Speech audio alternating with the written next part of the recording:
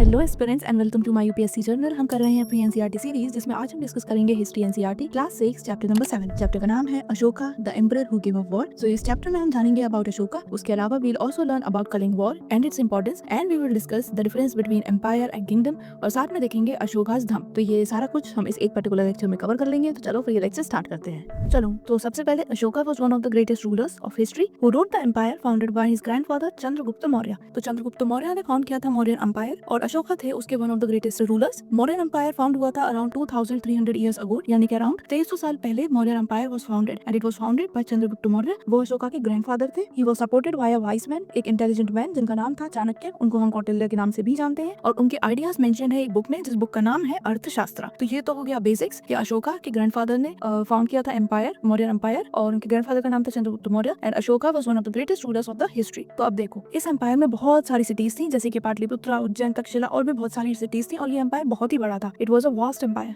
इसमें फॉरेस्ट भी थे, इसमें अलग अलग लोग भी थे, डिफरेंट डिफरेंट लैंग्वेजेस थी, डिफरेंट लाइफस्टाइल्स थी, फूड, क्लोथिंग, सब कुछ बहुत अलग अलग था, डाइवर्स था, क्योंकि एम्पायर काफी बड़ा था। अब एम्पायर और किंगडम्स में डिफरेंस क्या होता है? तो अगर हम दोनों को कंपेयर करें तो एम्पायर जो होते हैं वो हमारे ज्यादा बड़े होते हैं किंगडम से, और इसीलिए एम्पायर में जो है रिसोर्सेज ज्यादा चाहिए होती है किंग्स को कंपेयर टू किंगडम। तो एक बार दोबारा, जो एम्पायर होते हैं वो हमारे किंगडम से बड़े होते हैं, और इसीलिए जो एम्परर्स होते हैं उनको किंग से ज्यादा रिसोर्सेज चाहिए होते हैं। यूजुअली ये देखा गया है कि जो किंगडम होते हैं वो एक पर्टिकुलर कंट्री में होते हैं, बट जब एक से ज्यादा कंट्री किसी राजा के अंडर आ जाती थी तो उसे हम एम्पायर बोलते थे। इसके अलावा एम्परर्स को जरूरत पड़ती है लार्ज नंबर ऑफ ऑफिशियल्स की। क्यों? क्योंकि उन्हें कलेक्ट करने होते हैं टैक्सेस, और एक बहुत बड़ा एरिया है तो उन्हें काफी सारे लोग भी लगते हैं। Large area of empire in different parts were rule differently. अब देखो, इतना बड़ा एरिया है तो एक ही जगह से रूल नहीं हो सकता, तो उसके अलग अलग पार्ट्स अलग अलग तरीके से रूल होते हैं। कुछ पार्ट्स होते हैं जो डायरेक्टली रूलर के अंडर होते हैं, डायरेक्टली किंग के कंट्रोल में होते हैं, और कुछ होते हैं जहाँ पर वो अपने ऑफिशियल्स बिठा देते हैं कि इस पार्ट का टेक केयर आप करोगे।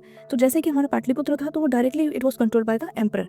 इसके अलावा कुछ ऑफिशियल्स भी थे जो अपॉइंट किए गए थे फॉर कलेक्शन ऑफ टैक्सेस। जो भी लोग राजा के ऑर्डर्स को डिसओबे करते थे उनको पनिशमेंट मिलती थी। ये ऑफिशियल्स जो होते थे ये उनको पनिश करते थे। इसके अलावा मैसेंजर्स भी रखे जाते थे जो कि एक जगह से दूसरी जगह मैसेजेस पहुंचाते थे राजा के, और साथ में होते थे स्पाइस जो कि नजर रखते थे, गुप्तचर जिन्हें बोलते हैं। वो जो छुपी हुई इन्फॉर्मेशन है वो निकालते थे, वो नजर भी रखते थे, तो वो सारे काम करते थे। तो हमारे पास मैसेंजर्स भी होते थे और साथ में हमारे पास स्पाइस भी होते थे।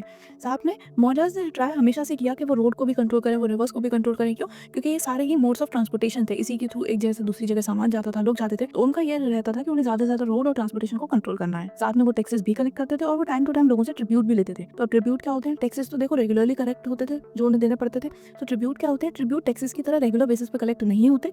ट्रिब्यूट कभी कभी कलेक्ट होते हैं जब पॉसिबल होता है, और जो लोग जो चाहे वो अपनी मर्जी से उसमें अलग अलग चीजें दे सकते हैं, उनका मन हो या कम मन हो, बट उन्हें ये ट्रिब्यूट देना तो पड़ेगा। बट ये रेगुलरली नहीं होता, ये कभी कभी होता है जब पॉसिबल हो पाए। तो टैक्सेस और ट्रिब्यूट्स दोनों ही वो लोग कलेक्ट करते थे। अब हमें मौर्यन एम्पायर के बारे में बहुत सारी इन्फॉर्मेशन, उसके बारे में कुछ चीजें, एम्पायर कैसा था, कितना बड़ा था, ये सब कुछ हमें बुक से भी इन्फॉर्मेशन मिली है इसके बारे में, जिस बुक का नाम है इंडिका। ये बुक किसने लिखी? ये लिखी थी मेगास्थनीज ने, जो कि थे ग्रीक एम्बेसडर, यानी कि एक राजदूत। ये आए थे कोर्ट ऑफ चंद्रगुप्त मौर्य में, और इन्हें भेजा था ग्रीक रूलर वेस्ट एशिया के जो थे सेल्यूकस निकेटर। तो उन्होंने इन्हें भेजा था चंद्रगुप्त मौर्य के कोर्ट में।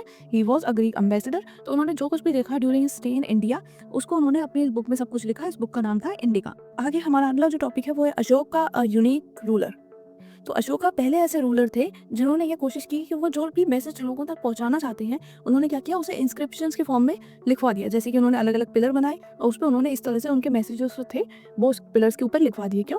क्योंकि जो वो चाहते थे कि जो लोगों को कन्वे करना चाहते हैं वो ज़्यादा से ज़्यादा लोगों तक पहुंचे, तो इसीलिए उन्होंने इन इंस्क्रिप्शंस की हेल्प ली। और साथ में ये इंस्क्रिप्शन जो थे ये ज़्यादातर थे प्राकृत में, और ये लिखे गए थे ब्राह्मी स्क्रिप्ट। क्यों? क्योंकि ये जो स्क्रिप्ट थी ये कॉमन लोग पढ़ना जानते थे, संस्कृत इतना कॉमनली लोग नहीं जानते, तो इसीलिए उन्होंने जो लैंग्वेज भी यूज़ की वो कॉमन वाली की, ताकि जो उनके मैसेजेस हैं वो ज्यादातर लार्ज नंबर ऑफ पीपल तक पहुंच पाए। Now we will discuss Ashoka's war in Kalinga. तो कलिंग कहाँ था? एंशिएंट इंडिया में जो उड़ीसा का कोस्टल वाला पार्ट है उसे बोलते थे कलिंग। तो ये कलिंग वॉर फॉट हुआ था ताकि अशोका कलिंग को कैप्चर कर पाए, ताकि वो इसका कॉन्कर कर पाए।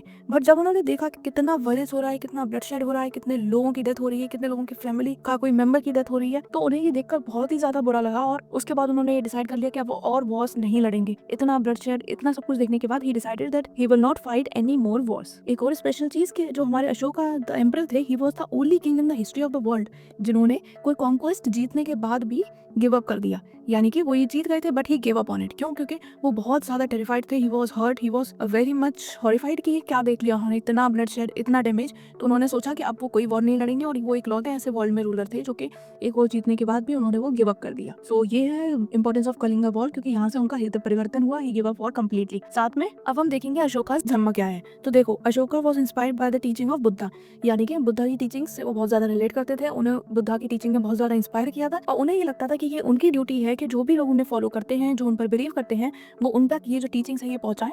साथ में वो लोगों की प्रॉब्लम सॉल्व करें, जैसे कि लोग आपस में लड़ रहे हैं एक दूसरे के पार्ट को कॉन्कर करने के लिए, या फिर गरीबों के साथ, स्लेव्स के साथ जो इल ट्रीटमेंट हो रहा है, वो चाहते थे कि वो सारी ही प्रॉब्लम सॉल्व कर पाएँ।